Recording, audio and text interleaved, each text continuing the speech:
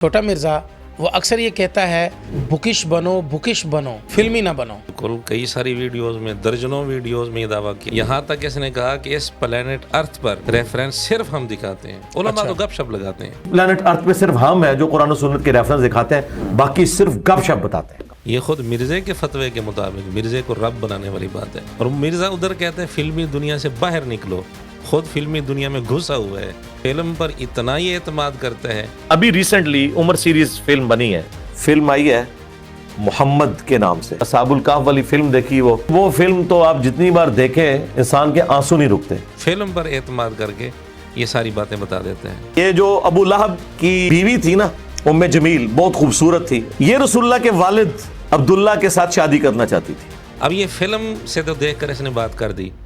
किसी किताब में भी लिखा हुआ है हुजूर अलैहिस्सलाम के बारे में मालूमात फिल्म को देखकर बता रहे हो, किताब देखने की तौफीक नहीं हुई। तो उधर मिर्जा कहते हैं उलमा के बारे में कि बुखारी सामने रखकर टार्जन की कहानियां सुना रहे होते हैं। नहीं मिर्जा जी, ये आपकी हालत है, सामने बुखारी रखकर हॉलीवुड की फिल्में सुना रहे हो। अच्छा, मिर्जा से पूछा गया कि आपने ये जो बात की है तो बुखारी में तो है नहीं। ऐसा झूठा बंदा है, ऐसा शातिर है। कहते ठीक है बुखारी में तो नहीं है, ये मैंने फिलिंग दी ब्लैक्स किया है।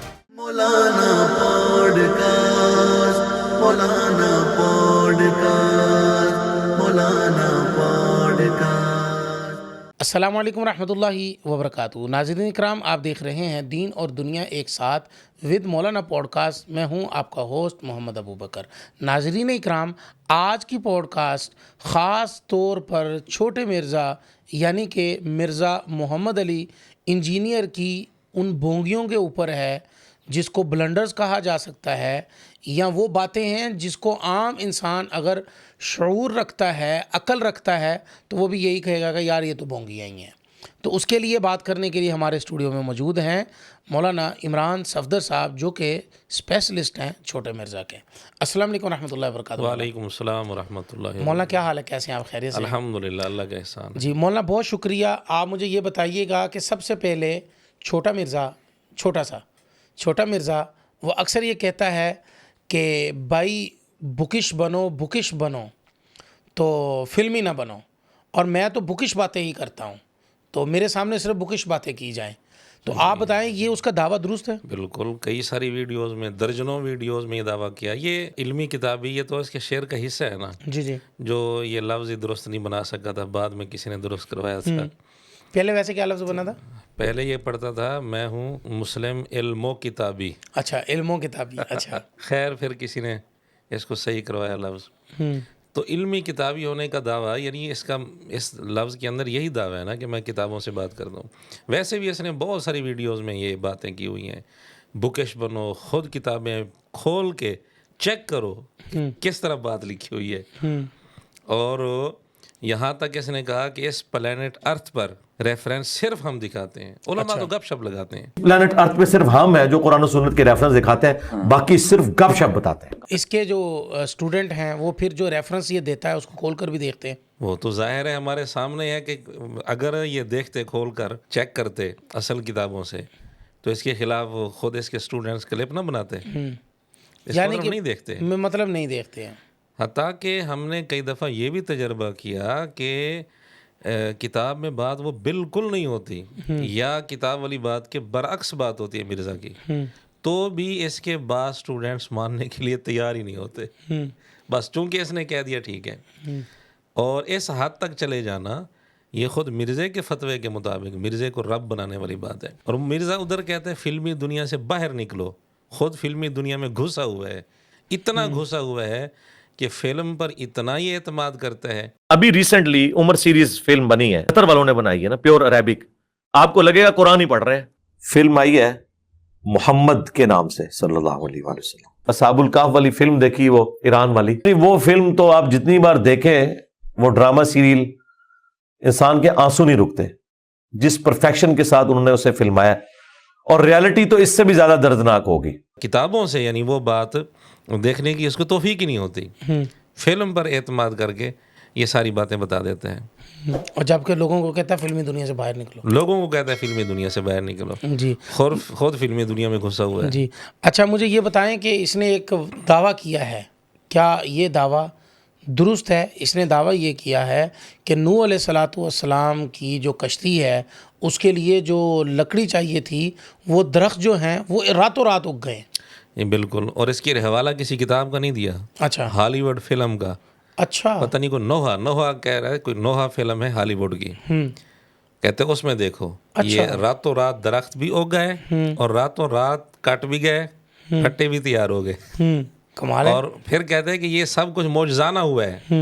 آپ ایک فلم ہالی ووڈ کی دیکھ لیں, نوحہ, اس میں انہوں نے بتائی ہے کشتی کیسے بنی ہے. راتوں رات درخت اگے ہیں, ان کے پھٹے تیار ہوئے ہیں, معجزانہ طور پہ ہوا سب کچھ. معجزے فلموں سے ثابت ہوں گے. اب یہ بات بھی سچ ہے کہ اس نے کسی ویڈیو میں یہ کہا ہے, مجھے کوئی دوست کہہ رہا تھا کہ اس نے ویڈیو میں کسی میں کہا ہے کہ آپ صلی اللہ علیہ وسلم کی بچپن پر بنی ایرانی فلم دیکھو. جی جی بالکل, تو ذرا ریفرنس ویڈیو میں دیجیے. کہا ہے.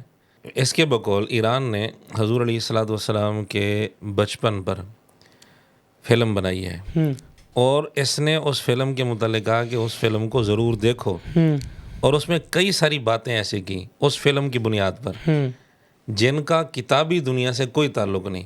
مثلا جیسے نوح علیہ السلام کی کشتی کے متعلق اس نے بات کی, کتابی دنیا سے اس کا کوئی تعلق نہیں ہے. ہاں, یا تو مرزا ثابت کر دے, ٹھیک ہے, ہم کہہ دیں کہ واقعی کتابوں میں موجود ہے, ٹھیک ہے, اور سند کے ساتھ ثابت کرنا ہے. چلو بغیر سند کے دکھا دے, پتہ تو چلے کسی کتاب میں ہے, کسی کتاب سے اس نے پڑھا ہے, اگرچہ وہ حجت نہیں ہوگا, ہاں جی, لیکن پتہ تو چلے. اچھا, حضور علیہ الصلوۃ والسلام کے بچپن پر جو اس نے بنی فلم کا حوالہ دیا اور ترغیب دی, اس فلم میں سے کئی ساری باتیں اس نے نقل بھی کی ہیں. مثال کے طور پر مثلا یہ کہتے ہیں کہ ام جمیل جو ابو لہب کی بیوی تھی, اور دونوں ہی کافر تھے, کفر پر مرے, حضور علیہ السلام کے بڑے سخت دشمن بن گئے تھے اعلان نبوت کے بعد.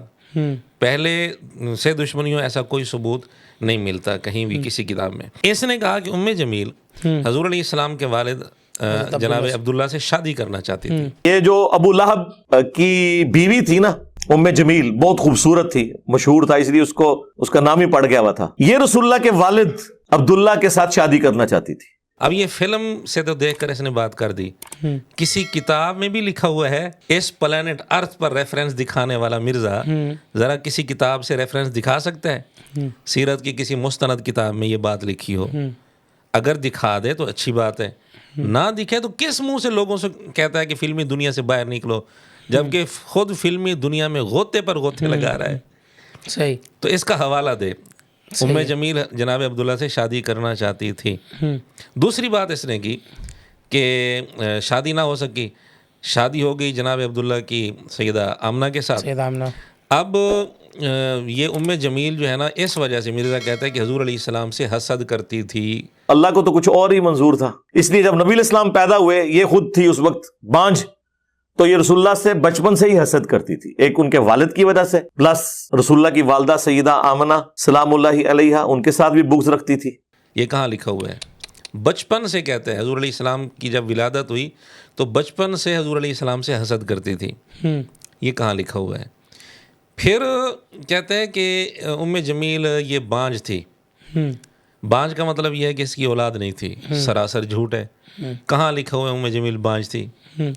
ام جمیل یہ حضور اکرم صلی اللہ علیہ وسلم کی 2 بیٹیاں کس کے بیٹوں کے نکاح میں تھیں؟ ابو لہب کے 2 بیٹوں کے نکاح میں تھیں.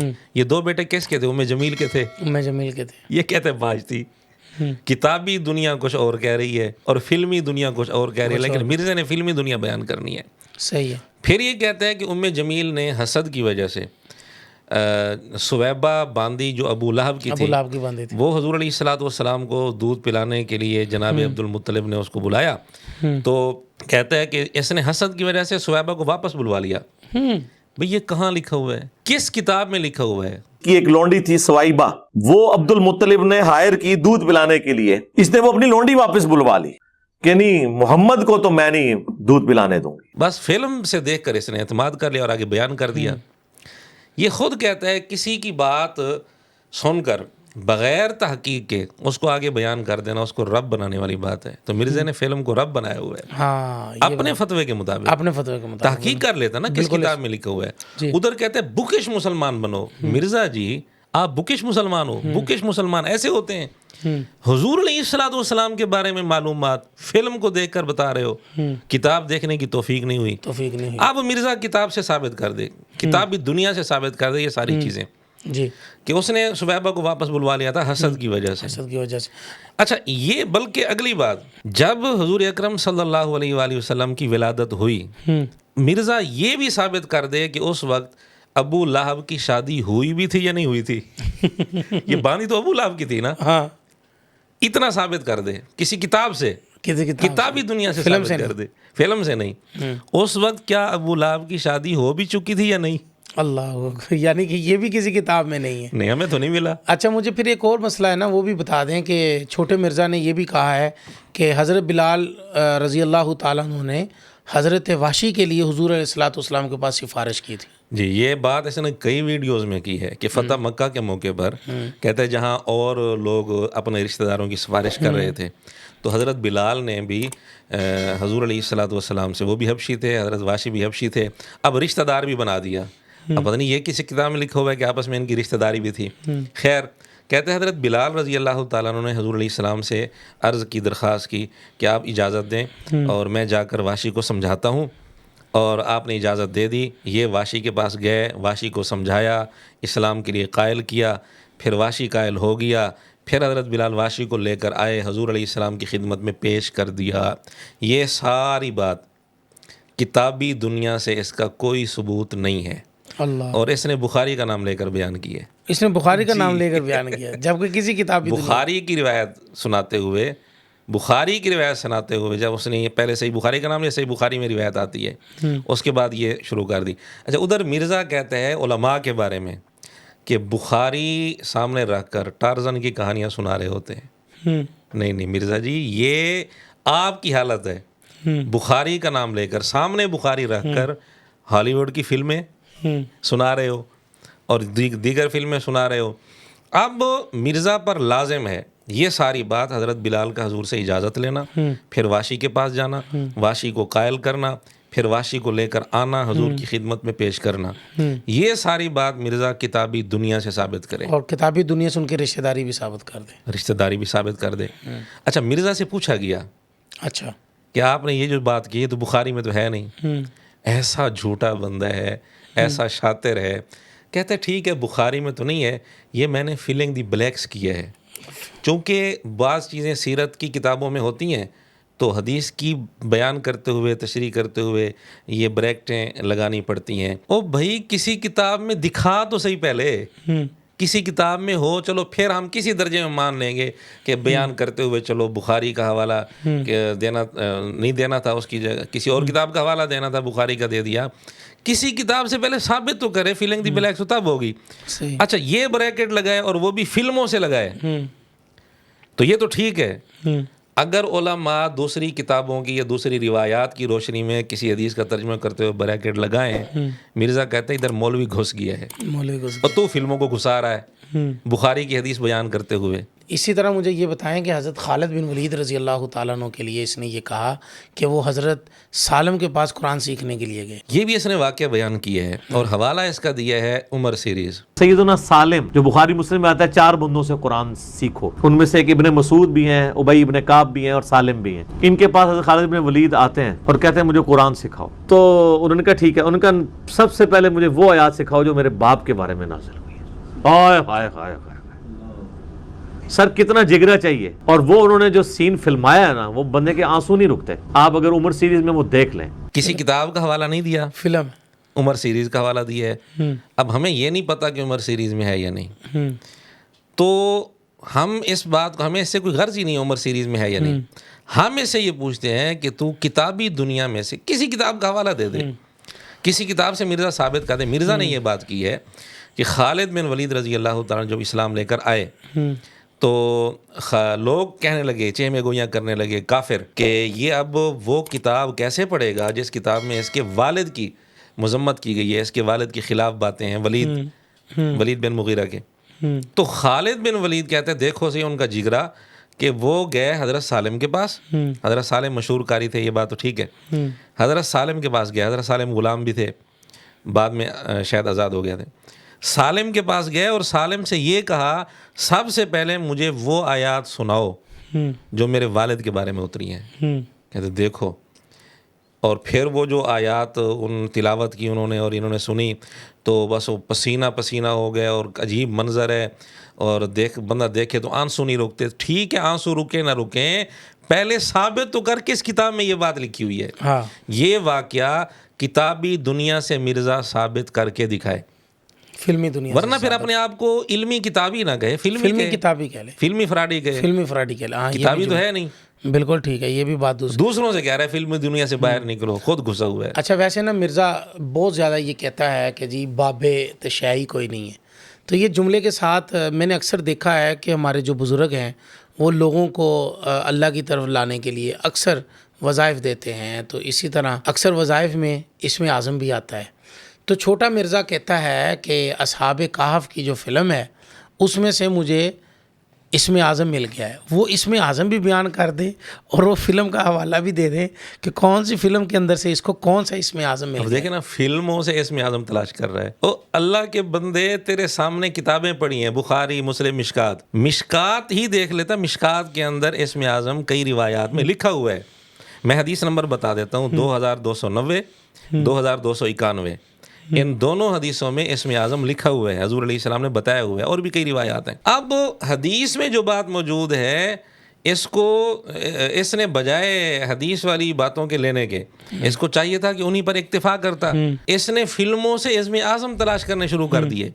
اسم اعظم کہتے ہیں کیا ہے؟ کہتے ہیں میں نے اس فلم کو دیکھ کر نتیجہ یہ نکالا, میں اسم اعظم مجھے یہ ملا, وہ دعا جو ہے سورہ کاف میں, ربنا آتنا من لدنک رحمتا وہیئ لنا من امرنا رشدا. کہتے ہیں میں یہ سمجھوں کہ یہ اسم اعظم ہے.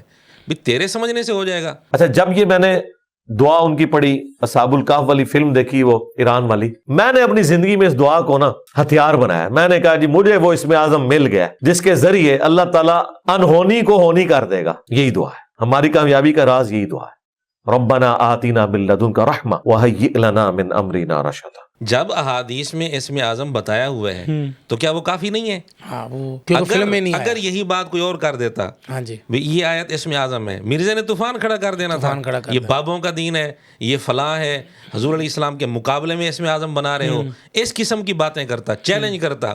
کسی صحابی نے بتایا ہو, کسی تابعی نے بتایا ہو, کسی حدیث میں آیا ہو. اب یہ ساری باتیں اس کے لیے نہیں ہوں گی. اور اسی پر ایک اور بھی اس نے بات کی نا اصحاب کہف کے لیے کہ وہ جیل توڑ کر نکلے. جیل توڑ کر نکلے. اب یہ کس کتاب میں لکھا ہوا ہے؟ اصحاب کہف کہتے ہیں غار میں جانے سے پہلے جیل میں ان کو بادشاہ نے بھیج دیا تھا, وہ جیل توڑ کر نکلے اور غار میں چلے گئے. اب کتابی دنیا میں ہمیں تو نہیں ملا کہیں. اگر ملا ہے اس کے شاگرد ناراض نہ ہوں, اگر ملا ہے تو دکھا دے, کوئی حوالہ دے دے کسی مستند کتاب کا. اگر نہیں ملا تو پھر اپنے آپ کو علمی کتابی کس منہ سے کہتا ہے, دوسروں کو کس منہ سے کہتا ہے کہ فلمی دنیا سے باہر نکلو, جو خود فلمی دنیا میں گھسا ہوا ہے. کیا یہ بھی بات کسی کتاب میں موجود ہے مولانا؟ حضرت عمار بن یاسر کے والد حضرت یاسر اور حضرت سمیہ رضی اللہ تعالیٰ عنہ اور حضرت یاسر رضی اللہ تعالیٰ عنہ یہ ابو لہب کے غلام تھے؟ نہیں, اس نے ابو جہل کا نام کہا. ابو جہل کے. تو یہ کئی جگہ اس نے بات کی ہے, کئی ویڈیوز میں, حالانکہ یہ جھوٹ ہے. کتابی دنیا سے اس بات کا کوئی تعلق نہیں. ہاں عمر سیریز یا کسی اور فلم کے اندر, ڈرامے کے اندر یہ سین فلمایا, ہمیں اس کا علم نہیں ہے. لیکن کتابی دنیا میں ایسی بات کوئی نہیں ملتی کہ سیدنا یاسر رضی اللہ تعالیٰ عنہ ابو جہل کے غلاموں, ایسی کوئی بات نہیں ہے. ان کے حالات میں کتابی دنیا میں جو بات لکھی ہے وہ تو اور ہے. وہ یہ ہے کہ سیدنا یاسر رضی اللہ تعالیٰ عنہ غلام تھے ہی نہیں. یاسر غلام تھے ہی نہیں. اور اس نے ابو جہل کے غلام بنا دیا. اس نے ایک جگہ یہ بھی کہا عمار بن یاسر حبشی تھے. حبشی تو تب بنے گا نا جب یاسر حبشی ہوں. حالانکہ یاسر رضی اللہ تعالیٰ عنہ حبشی تھے ہی نہیں. یہ شاید کسی فلم کے اندر اس طرح کوئی سین ہو, ورنہ کتابی دنیا سے جو بات معلوم ہوتی ہے وہ یہ ہے. ان کے حالات پر, صحابہ کے حالات پر جو کتابیں لکھی ہیں, مرزا خود بتاتا ہے, الاستیاب ہے, اسد الغابہ ہے, الاصابہ ہے. تو انہی کتابوں کے اندر مرزا دیکھ لیتا ہے ان کے حالات یاسر رضی اللہ تعالیٰ عنہ کے. ان کے حالات میں یہ بات لکھی ہے کہ یہ یمن سے آئے تھے اور یہ آزاد تھے, کسی کے غلام نہیں تھے. یمن سے آئے تھے مکہ میں. مکہ میں پھر یہ حلیف بن گئے تھے جاہلیت کے دور میں, ابو حذیفہ کے حلیف بن گئے تھے. جی. پھر ابو حذیفہ کی باندی تھی سمیہ. ابو حذیفہ نے اپنی باندی سمیہ کا نکاح یاسر رضی اللہ تعالیٰ عنہ سے کر دیا, سمیہ رضی اللہ عنہ کا نکاح. پھر ابو حذیفہ نے ان کو آزاد بھی کر دیا. تو سمیہ اگرچہ باندی تھیں لیکن ابو جہل کی نہیں تھی, ابو حذیفہ کی تھیں, اور اس نے پھر آزاد بھی کر دیا تھا. یاسر رضی اللہ تعالیٰ عنہ تو کسی کے بھی غلام نہیں تھے, اس نے ان دونوں کو ابو جہل کا غلام بنا دیا. یہ دونوں ہی مرزے کے جھوٹ ہیں. ابو جہل کے غلام تھے, یاسر رضی اللہ عنہ یہ بھی جھوٹ ہے, وہ سرے سے غلام ہی نہیں تھے. بالکل ٹھیک ہے. اور سمیہ یہ ابو جہل کی باندھی تھی, یہ بھی مرزے کا جھوٹ ہے, وہ باندھی تھی ابو حذیفہ کی. انہوں نے بھی پھر ابو حذیفہ نے بھی پھر آزاد کر دیا تھا. ابو حذیفہ کفر کی حالت میں مر گیا تھا. اور ابو جہل کا یہاں تذکرہ کرتے ہو نا, مرزے نے ایک بات کی ہے, کہتے ہیں ابو جہل کو کہا جاتا تھا ابو الحکم. ابو الحکم, حالانکہ یہ لفظ ابو الحکم ہے. ہاں جی.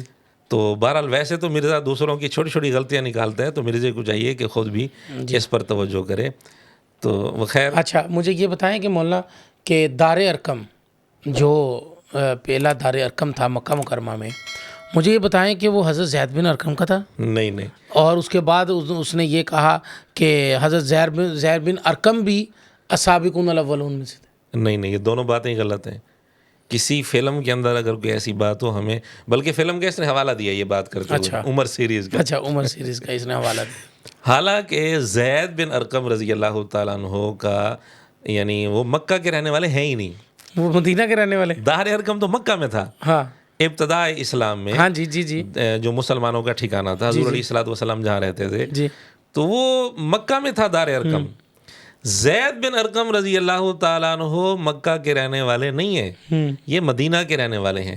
زید بن ارقم رضی اللہ عنہ کا تعلق حضور علیہ الصلوۃ والسلام سے اس ہجرت کے بعد بنا ہے. بالکل ایسا.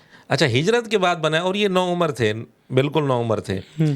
اور یہ جو سورہ منافقون ہے, جی جی, اس کے شان نزول میں انہی کا تذکرہ آتا ہے نا, کہ عبداللہ بن ابی نے جو گستاخی کی تھی, جی جی, وہ سننے والے یہی تھے. یہ اس وقت بچے تھے, نو عمر تھے. تو یہ انصاری ہیں, انصار قبیلے سے ان کا تعلق ہے. ان کو اس نے بنا دیا کہ دار ارقم ان کا تھا. حالانکہ دار ارقم اصل میں دار ارقم میں ارقم کا لفظ ہے, زید بن ارقم ارقم کا لفظ ہے. بالکل ایسا. جیسے وہ کہتے ہیں 4 دانت حضور علیہ السلام کے شہید ہوئے کیونکہ اس میں ربائی کا لفظ ہے, تو اربا کا معنی بھی 4, اس نے ربائی کا معنی بھی 4 ہی کر دیا. تو زید بن ارقم رضی اللہ عنہ کا نہیں تھا, اور زید بن ارقم سابقون الاولون میں سے نہیں ہے بئی معنی کہ مکی دور کے اندر ابتدا میں ہی مسلمان ہو گئے ہوں, ایسا نہیں. یہ اصل میں دار ارقم تھا ارقم بن ابی الارقم رضی اللہ تعالیٰ عنہ کا. ان کا تذکرہ مستدرک حاکم میں باقاعدہ موجود ہے, عنوان موجود ہے, ارقم بن ابی الارقم رضی اللہ تعالیٰ عنہ. تو ان کا جن کا دار ارقم تھا ان کا نام, اپنا نام ارقم ہے. یہ تو ان کا نام تو زید ہے, ان کے والد کا نام ارقم ہے. تو یہ ارقم بھی کوئی اور ہے, وہ نہیں ہے جن کا دار ارقم تھا. ان کی آپس میں کوئی رشتہ داری بھی نہیں ہے کوئی قریبی. یہ بہرحال بات ہے کہ دار ارقم زید بن ارقم رضی اللہ عنہ کا نہیں تھا. چاک مرزا کا یہ بھی بلنڈر ہے کہ حضرت ابو ذر غفاری رضی اللہ تعالیٰ عنہ کو مدینہ بدر جب کیا تو یہ بلنڈر ہے.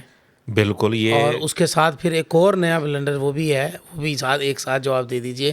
اس نے کہا کہ جب یہ بلنڈر مدینہ بدر کیا گیا تو ان کو مدینے سے باہر چھوڑنے کے لیے, جانے کے لیے کسی کو بھی اجازت نہیں تھی. یہ اصل میں ایک کلپ ہے, بڑا مشہور ہے اس کا کلپ, ابو ذر غفاری رضی اللہ تعالیٰ عنہ, اس نام سے ہی کلپ ہے. ٹھیک ہے. اور بھی بہت ساری اس نے غلطیاں کی ہیں, اس میں بلنڈرز کیے ہیں. لیکن یہاں یہ جو بات اس نے کی ہے, اس نے کہا کہ جب ابو ذر غفاری رضی اللہ تعالیٰ عنہ پہلے شام میں تھے, وہاں پھر اختلاف ہوا تو حضرت عثمان رضی اللہ عنہ نے مدینہ واپس بلوا لیا. یہ تو ٹھیک ہے کہ آپ مدینہ میں ٹھہرو. پھر کہتے ہیں کہ مدینہ میں جب آئے تو مدینہ میں لوگ ارد گرد اکٹھے ہو جاتے تھے. حضرت عثمان رضی اللہ عنہ بلوایا, بلوا کر یہ کہا کہ یار تیری وجہ سے فتنہ کھڑا ہو رہا ہے, تو یہاں سے چلا جا. حالانکہ حضرت عثمان رضی اللہ تعالیٰ نے یہ الفاظ کہے ہوں, کہیں بھی ثبوت نہیں ہے. اللہ. حوالہ اس نے کیا دیا ہے, ایران کی بنی ہوئی فلم کا, کہ ایران نے فلم بنائی, اس میں یہ ساری باتیں دکھائی ہوئی ہیں. اور بخاری پڑھ لیتا, کہا کہ یار تو خود ہی مدینہ شریف چھوڑ کے یہاں سے چلا جا, تیری وجہ سے فتنہ کھڑا ہو رہا ہے. تو حضرت عثمان نے کہا میں نے تو نبی علیہ السلام سے سنا تھا کہ حکمرانوں کی اطاعت کرنا, صبر کر لینا. تو ایک زبدہ نامی کا ایک گاؤں تھا مدینہ شریف کے پاس, شہر سے ہٹ کے، تو وہ پھر وہاں پہ ہجرت کر گئے. آپ دیکھیں ریونج کیسا تھا، لوگ کتنے ڈرے ہوئے تھے کہ ابو ذر اپنی بوڑھا شخص 80-90 سال کا بابا اپنی ایک بڑھیا بیوی کو لے کے اس عمر میں شہر بدر ہو رہا ہے اکیلا. آج نہیں آپ سوچ سکتے کسی جگہ آپ اکیلے جا کے پڑاؤ کریں، کسی بیابان کے اندر، ریگستان کے اندر. اس زمانے میں آپ سوچ رہے، آج کل بھی آپ مدینہ شریف کے گیٹ چلے جائیں تو آپ وہاں نہیں ایک رات بھی نہیں گزار سکتے. تو کوئی شخص حضرت ابو ذر غفاری کو سی آف کرنے نہیں آیا سوائے حضرت علی کے، اور وہ بھی مدینہ کی باؤنڈری تک آئے.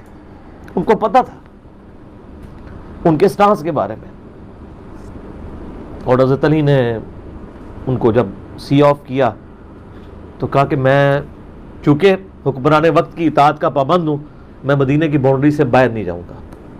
اگر مجھے کوئی اس طرح کا یعنی حکم کی اجازت مل جاتی تو میں تیرے ساتھ جاتا.